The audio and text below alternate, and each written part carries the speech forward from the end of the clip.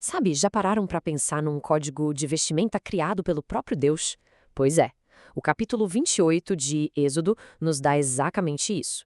Instruções, assim, incrivelmente detalhadas para as roupas dos sacerdotes de Israel. E olha, cada fio, cada pedra, cada cor, tudo tinha um propósito. Vamos mergulhar juntos nesse quebra-cabeça fascinante. A grande questão é essa, né? Por que tanta especificidade? Por que Deus se importaria tanto com o que Arão e seus filhos vestiam para servir no tabernáculo? Isso aqui não era sobre moda de jeito nenhum. Era sobre uma mensagem muito, mas muito profunda. Ok. Para a gente entender as roupas, primeiro a gente precisa entender o contexto. Israel tinha acabado de sair da escravidão no Egito, estava se tornando uma nação. Deus estava, na verdade, formalizando a adoração. Ele estabeleceu o tabernáculo, que era um lugar para sua presença, e agora estava escolhendo as pessoas que iam servir ali. Arão e seus filhos foram separados para essa função sagrada, e as roupas deles seriam um sinal bem visível dessa separação. A primeira pista sobre o propósito dessas roupas aparece logo no comecinho do capítulo. Elas não eram apenas enfeites, não. As vestes sagradas foram criadas para dar dignidade e honra. Pensem nelas como um uniforme que comunicava a seriedade e a santidade daquela função. Eram símbolos visíveis de autoridade, eram ferramentas de intercessão e uma lembrança constante da pureza que era exigida na presença de Deus. Agora, vamos focar nas duas peças mais importantes, que revelam o coração do papel do sacerdote. O éfode, que era tipo um colete ou um avental sagrado, e o peitoral, uma peça quadrada usada sobre o coração. Eles não eram só bonitos. A função deles era fazer o sacerdote carregar, literalmente, todo o povo de Israel com ele para dentro da presença de Deus.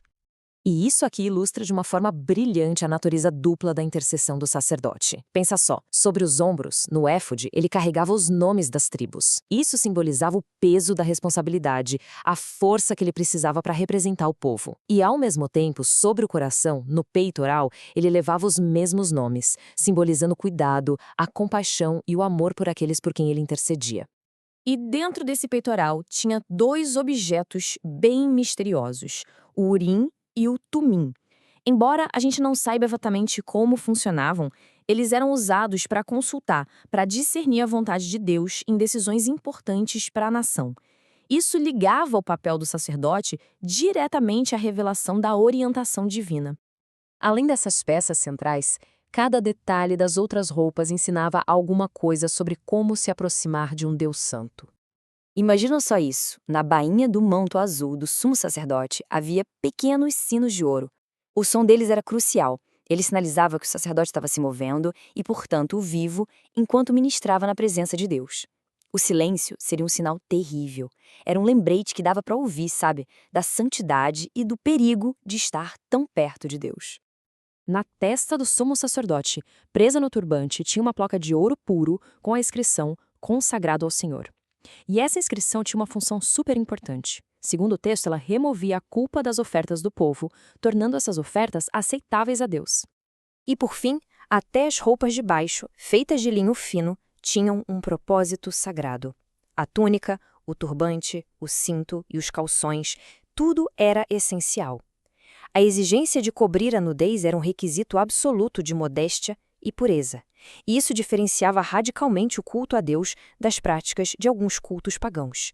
A pureza, até nos mínimos detalhes, era inegociável.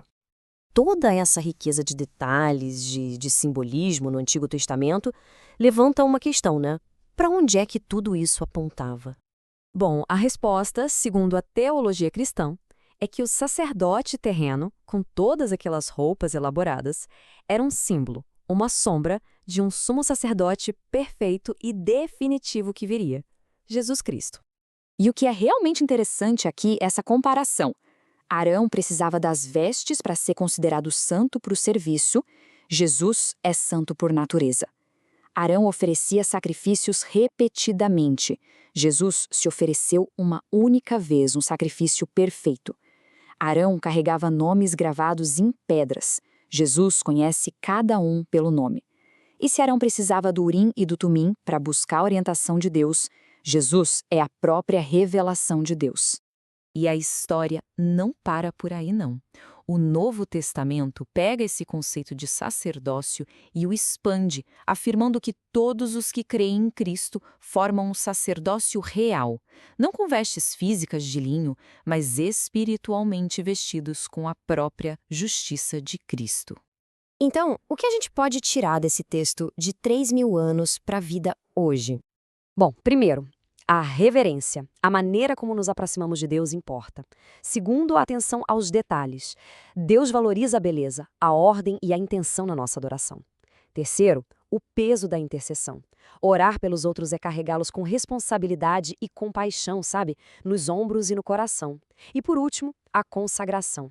A ideia de que cada parte da nossa vida, por menor que seja, pode ser dedicada a um propósito maior. Isso nos deixa com uma pergunta para refletir. Se um código de vestimenta tão detalhado podia transformar tecido e pedras em ferramentas sagradas, que áreas comuns da nossa vida, aquelas que talvez a gente considere sem importância, estão só esperando para serem consagradas e usadas para um propósito santo?